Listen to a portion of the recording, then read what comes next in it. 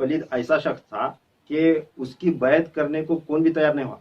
उसकी बैत करने के लिए सिवाय मुल्क शाम के लोग, जब घबराहट की वजह से, अपने जान की डर की वजह से कई लोग उसकी बैत कर चुके, उसके ताबे हो गए, और अमीर माविया के जितने भी मानने वाले थे वो लोग यजीद के साथ खड़े हो गए।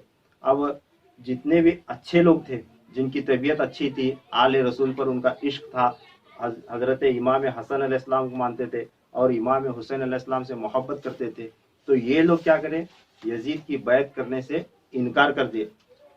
जब इनकार कर दिए तो इसने लोगों से जबरन जबरदस्ती से अपनी बैत लेना शुरू किया। अगर बैत करता है तो ठीक, वरना तेरी गर्दन उड़ा दी जाएगी। इस तरह उसने बैत लेना शुरू कर दिया। अब इसका हाल यजीद का ये है कि इस बदबख्त के अंदर हर किस्म की बुराई मौजूद थी। इसके अंदर हर किस्म की बुराई मौजूद थी। ये फासिक व फाजिर भी था, हर किस्म का गुनाह करता था, जानी भी था, गैर औरतों के ऊपर इसकी निगाह, और शराबी और बेईमान, बेहया, मलून, लानती और जहन्नमी शख्स था। और उम्र बिल्कुल कमसिनी नौजवानी की उम्र थी। इस ऐसी उम्र में ये तमाम की तमाम आदतें इसे थी। और इस पर जुल्म ये कि उसने अपने चाहने वालों को और अपने दोस्त अहबाब के दरमियान ये चर्चा पहले ही कर चुका था।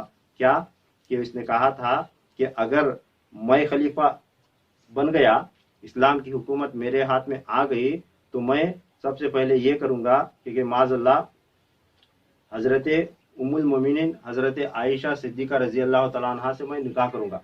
ये इसने ख्वाहिश जाहिर की थी, क्योंकि हजरत उम्मुल मोमिनीन आयशा सिद्दीका रजी अल्लाह तआला अन्हा अज़वाज मुत्तहरात में से रसूल करीम सल्लल्लाहु अलैहि वसल्लम की बीवी हैं, तो उन पर इसकी गलत निगाह थी। तो अंदाजा करें कि कितना बदबख्त होगा। और आज भी जो लोग जो है ना यजीद को मानते हैं, यजीद को अमीरुल मोमिन कहते हैं, या उसे नेक रास्ते पर या अच्छे रास्ते पर है, ये जो शख्स जो मानता है वो भी बदबख्त ही कहलाया। क्योंकि उस वक्त जब यजीद तख्त नशीन हुआ, उस वक्त किसी भी नेक इंसान ने यजीद की बैत नहीं की। जो पलीद था उसी ने इस पलीद की बैत की है। और आज भी जो इंसान नेक है, अल्लाह ताला ने जिसके किस्मत में हिदायत रखी है, और जो अहले बैत को, हुजूर सल्लल्लाहु अलैहि वसल्लम को, उनकी आल औलाद को मानता है, और अज़वाज मुतहरात की जिसके सीने में इज्जत है, वो शख्स आज भी यजीद पर लानत भेजता है।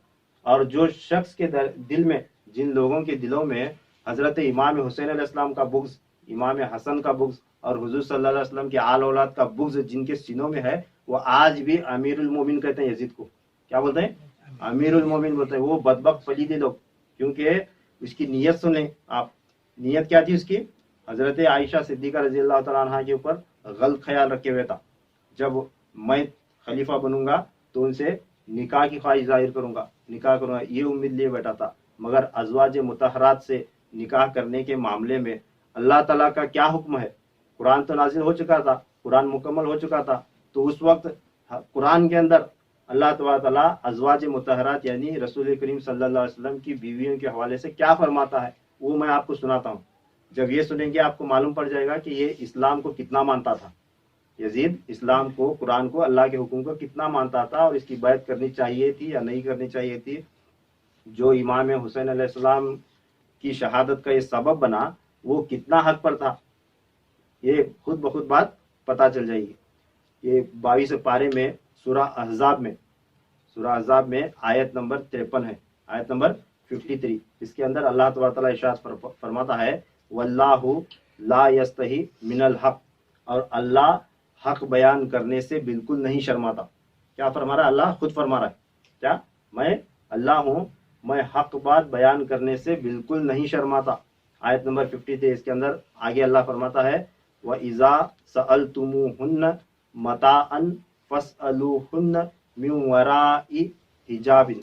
यानी इसका मतलब ये है कि अल्लाह ताला फरमा रहा है, अगर तुम अज़वाज मुतहरात से यानी रसूलुल्लाह सल्लल्लाहु अलैहि वसल्लम की बीवियों से, अगर तुम अज़वाज मुतहरात से कोई चीज़ मांगो या कोई सवाल करो, तो पसे पर्दा रह कर मांगा करो। यानी आप सल्लल्लाहु अलैहि वसल्लम की बीवियों के पास अगर उनके घर जाना हुआ, उनसे कोई सवाल पूछना हुआ कि ज़रूरत महसूस हुई या कोई चीज़ मांगने की ज़रूरत हुई, तो जब तुम आप उनके घर जाएंगे तो एक ताकीद किसे हो रही है?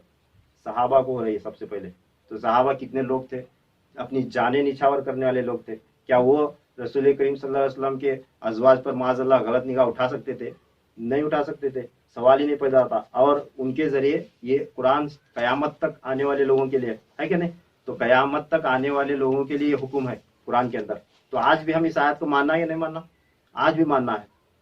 تو اللہ تعالیٰ فرما رہا ہے اگر تم کسی چیز کی ضرورت محسوس کرو, ازواج مطہرات سے کچھ مانگنا ہو یا کوئی سوال کرنا ہو, تو کیا کرنا؟ جب ان کے گھر گئے تو پسے پردہ, پردے میں ٹہر کر, گھر کے باہر پردے کے پیچھے ٹہر کر ان سے بات چیت کرو.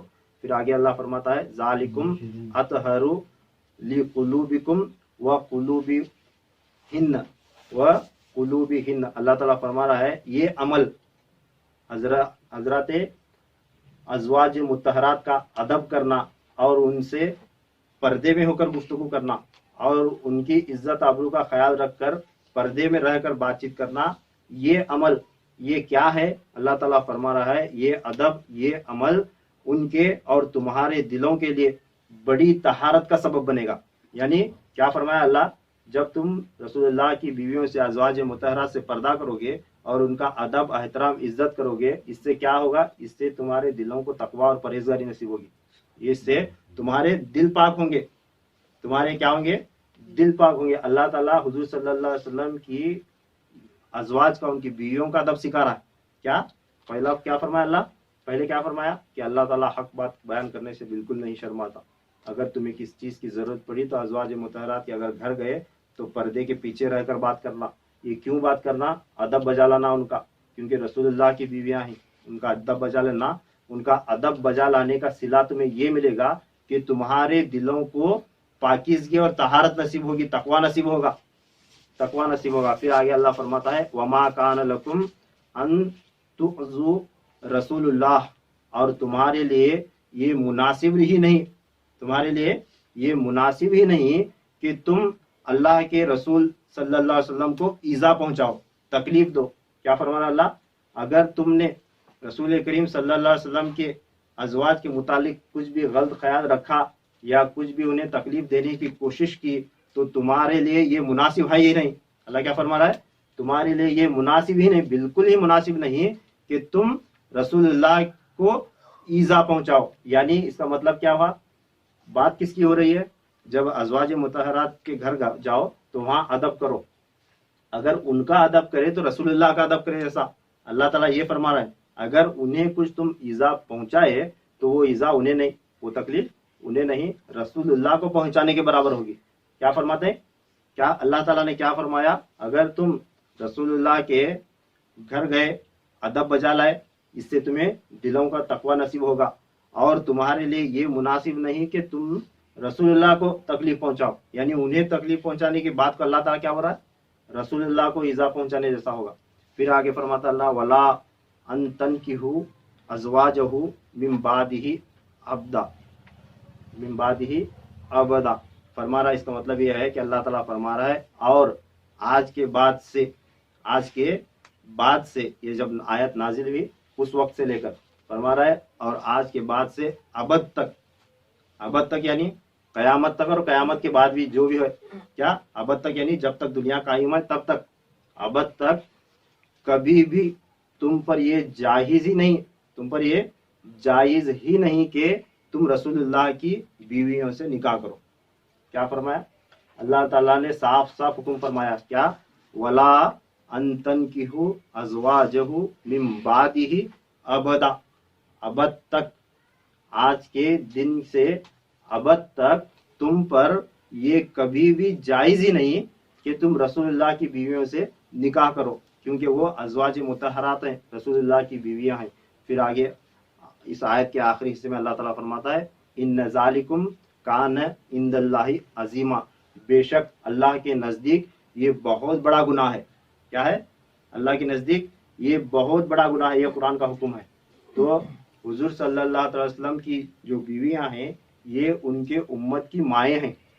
اپنے ماں کے بارے میں غلط خیال ہے کہ جیسا, کیا اگر رسول اللہ صلی اللہ علیہ وسلم کے ازواج مطہرات کے بارے میں کسی کی دماغ میں کچھ شک آیا, کچھ شبہ آیا, کچھ غلط خیال آیا معاذ اللہ, تو یہ اپنی ماں کے بارے میں غلط خیال رکھے جیسا.